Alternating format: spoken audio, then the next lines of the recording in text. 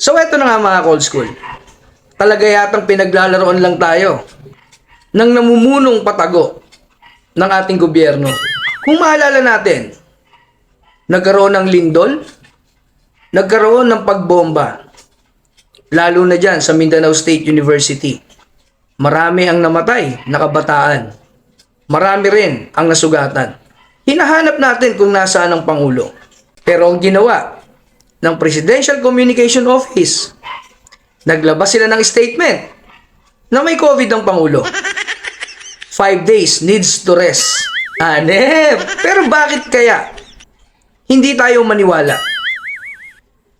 Panoorin nyo ang video na to mga cold school. Ito pong kaganapan na to ay isang kasalan ni Jela Acuzar na anak ni Secretary Acuzar. At dito po sa video na to, makikita natin na masiglang-masigla pa ang mag-asawa. Ang malupit mga cold school, after nung bombing, parang walang nangyari. Habang maraming umiiyak, natatakot dahil sa nangyari. Sila, umiinom lang sa cocktail. Nakuha pang umatin. Ano ba ang ginagawa nyo? Pinagtitripan nyo ba talaga ang mga Pilipino? Nakakala nyo kayo untouchable? Bawal po ang video dyan, pero syempre mga cold school, hindi maiiwasan na meron talagang pipitik at pipitik dyan. May kukuha pa rin dyan kahit anong mangyari. Tignan nyo naman. May sakuna na, may pambobomba na. Pero mas gusto pa rin nila na pumunta dyan sa kasalan. Kung tayo'y magiging bulag pa rin at mananahimik, ano na ang mangyayari sa ating bayan? Wala akong pakialam kung sinuportahan ko man ito dati. Ang mali ay mali. Mas mahal natin ang Pilipinas kesa sa mga politiko. Grabe kayo.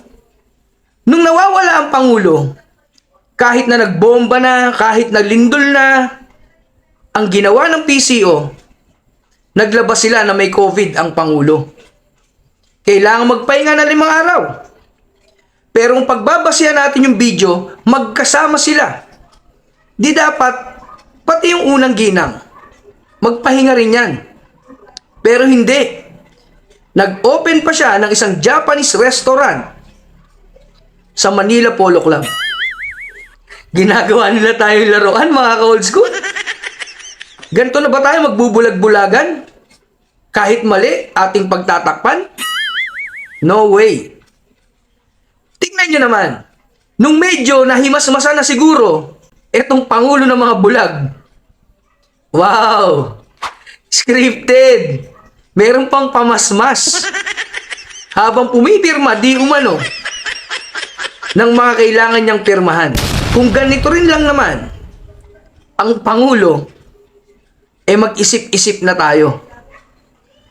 Akala kasi nila, sila ang maghahari habang buhay.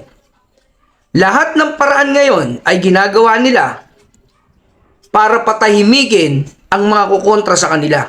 Tandaan nyo po, tayo ang nagbigay ng kapangyarihan. Tayo ang mas makapangyarihan. Taong bayan lang ang may supreme power na mas mataas kahit kaninong politiko. Ngayon kung paniniwalaan pa rin natin ito at may magbabago, wag na po tayong umasa na aasenso pa ang ating bayan. Kayo mga ka-old school, kayo na po ang mag-decide kung ang Pangulo ba talaga ay may concern, lalo na nung nangyari ang pagsabog sa Mindanao. Ingat!